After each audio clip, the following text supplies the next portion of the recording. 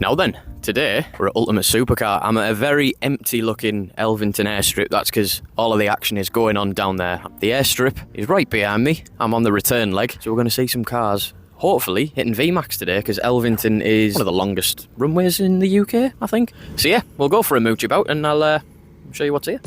So, welcome to Ultimate Supercar. If you're a fan of speed, this is going to be the show for you, because it isn't just full of hard-parked garage queens. You get to see some of the finest machines blasting down the airstrip at over 200 miles an hour. This event did happen in the summer. I don't want to say I lost the SD card with all the footage on, because that would be a stupid thing to do, wouldn't it, Luke? So let's just say I hid it for future me to find. Anyway, this is how the day works. There are 8 sessions full of supercars, all hitting the strip at various times throughout the day.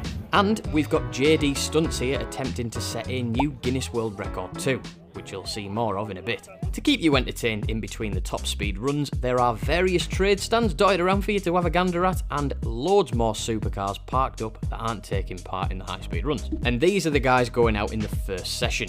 So we have an AMG GTR, a 488 Pista, a Turbo S and a McLaren 750S. Behind those, there's a car which I'm most looking forward to seeing rip down the straight, a GT40, and it's not the only one here. There's a 430 Scud, which makes me horny, and this 720S, which I'll throw a GoPro in later on, doesn't just have an amazing number plate, oi oi, it's got a huge shot of nitrous, so expect to see some exceptional speed from that. There's the other GT40 a bit further back, alongside a very nice Hurricane, and bringing up the rear we have an STO. Always nice to see. We just don't really get shows like this up north very often, so it's great to see a turnout of supercars as strong as this. And with the airfield being as big as it is, there's plenty of space for it to grow as well. Right, if I spin this round and see, all the cars are heading down to the start line now. Luckily, I've got friends in high places at this place, so I'm going to go down to the start line and see some launches. I'm borrowing Pete's car as well, which is currently for sale, if you'd like it. It's a lanky streak of pisses, Pete. Pull this forward. There we go. Super. Yes. Oh, no, it's going to shout at me because I haven't got my seatbelt on. It said it's right at the bottom. I think it's a mile long. So, let's give it some welly. Not my car. Right, the first car, an AMG GTR. Oop, shit. AMG GTR has just set off, but the one I'm interested in, that little fella there, is in a few cars' time, so let's see if I'm allowed a bit closer up. Well, I was, and I probably had the best seat in the house. How about a little launch compilation before the GT40 arrives, eh?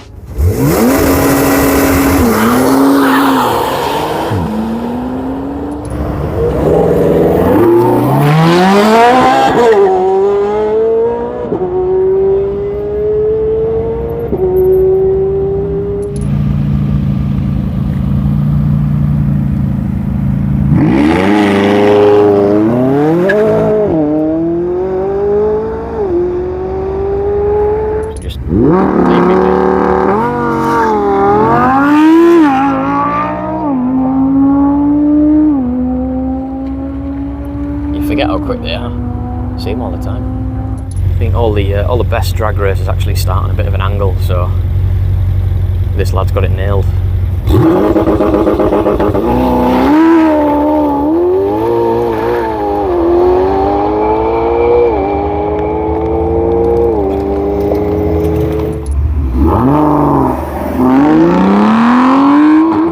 And here it is. Now, both of the GTs that are here are reps, I believe. I'm not sure how much of either car is original, but going off the GT428 decal on the side, I'd imagine it might have an engine from an old Mustang. Regardless of that, just listen to it.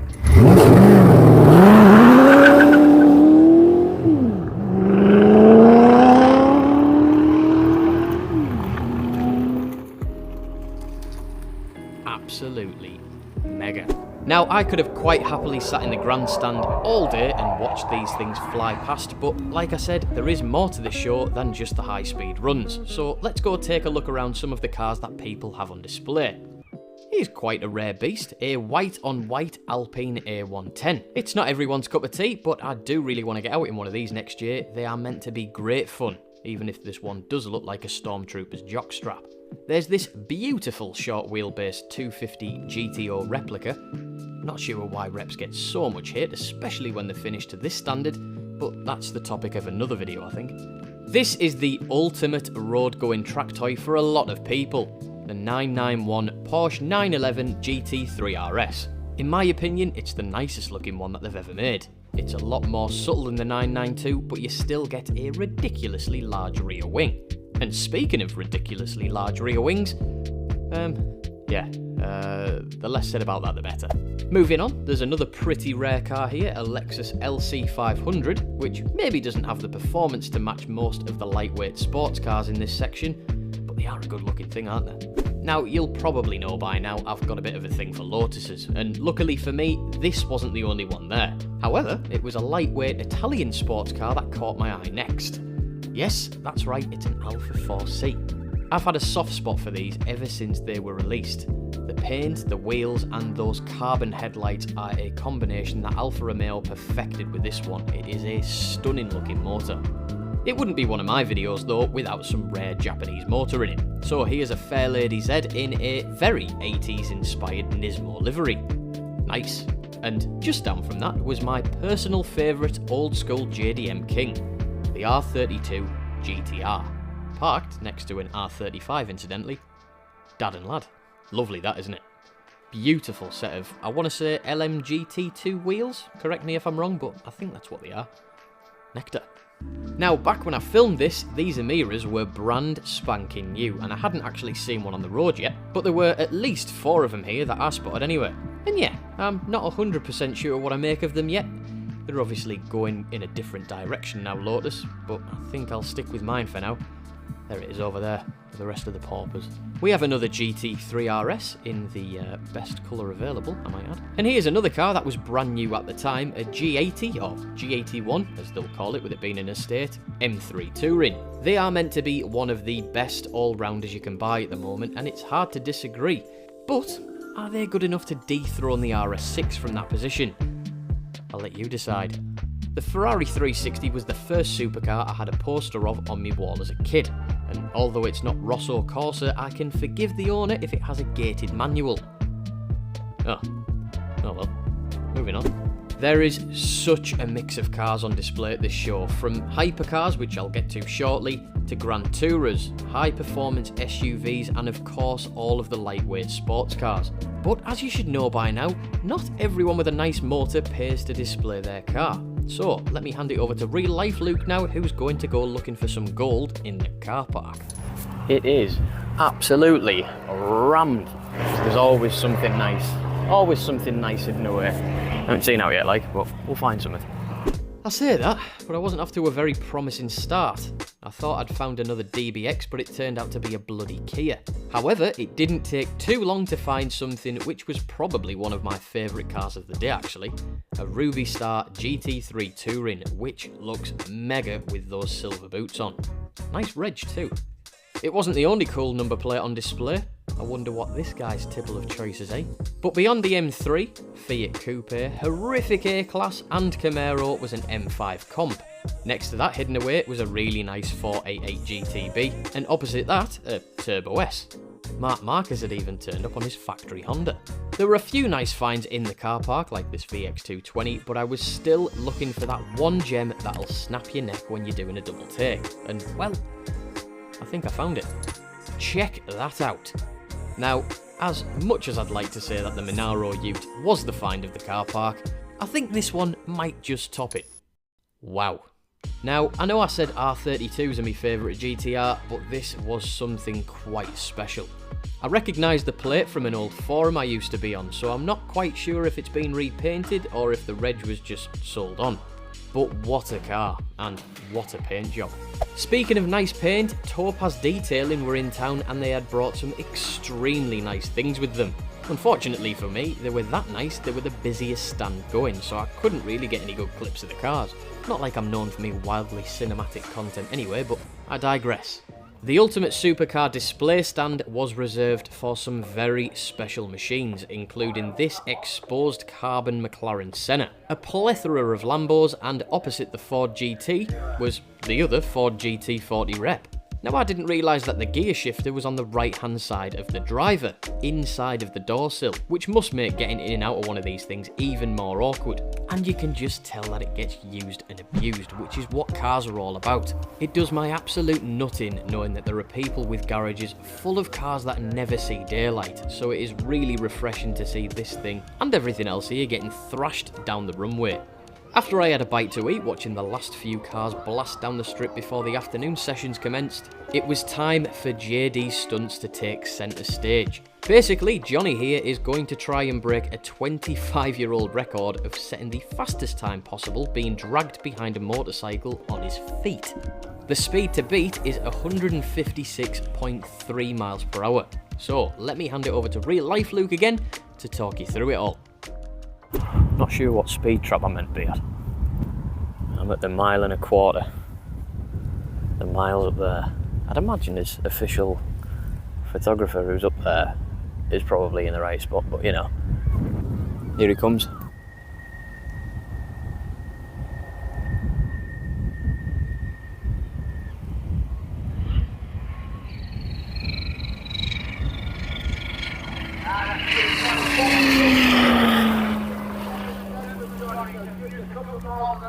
Away from that record. 154.677. 154. Yeah, rather you than me, mate. So on the first attempt, he was only 2 miles per hour off matching the record. After he let his feet cool off, this was it. The wind was behind him, the conditions were perfect. He just had to wind on the accelerator and hold on tight. And that he did. That looks quicker.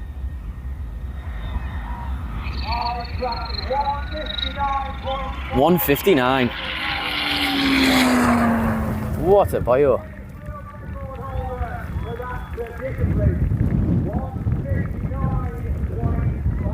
He won't know yet, will he? I can understand why it's taken 25 years for someone to beat that record now.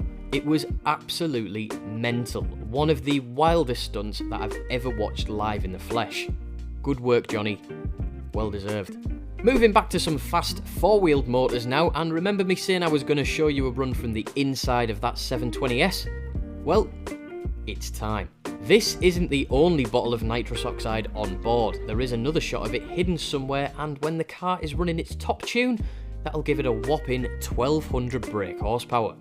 Now, unlike most people here who are doing the entire 1 mile flat out like Sid here in his 570, the 720 will be doing a standing start from the half-mile mark, just because the owner wanted to gather some draggy data. So just bear that in mind. Now, without further ado, here is Sid's fastest run of the day in the 570. Enjoy.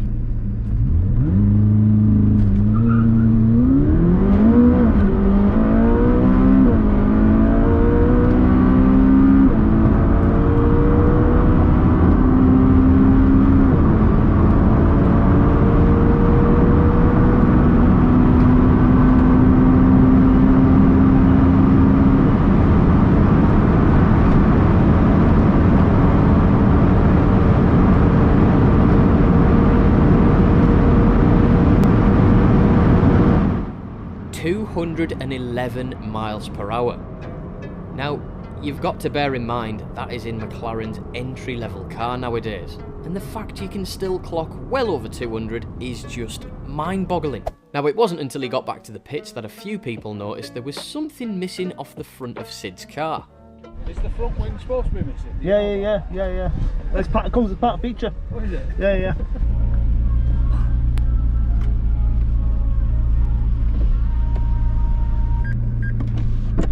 You alright? What's that? Oh, has it come off? Something happened?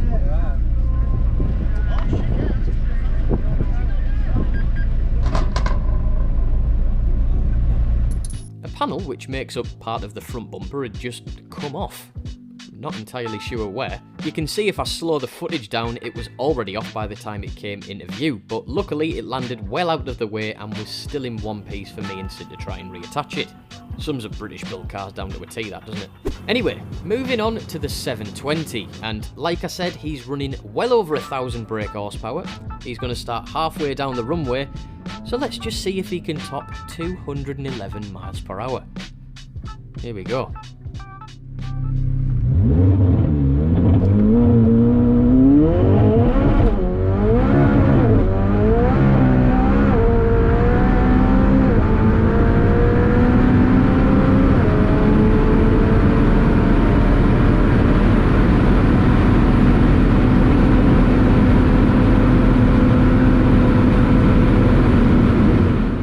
Well, that was 230 miles an hour in half a mile, and the car wasn't even producing full power.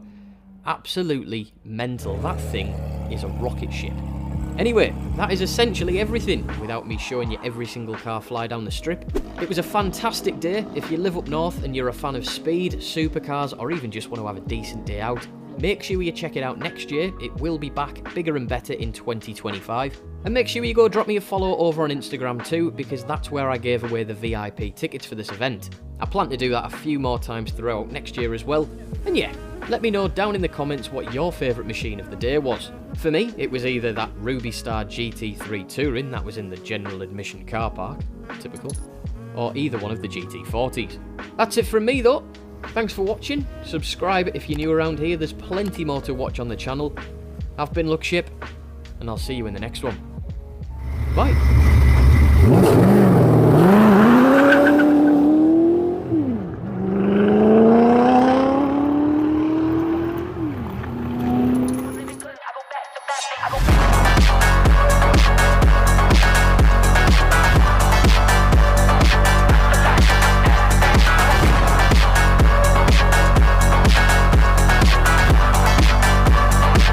Living good, I go back to back.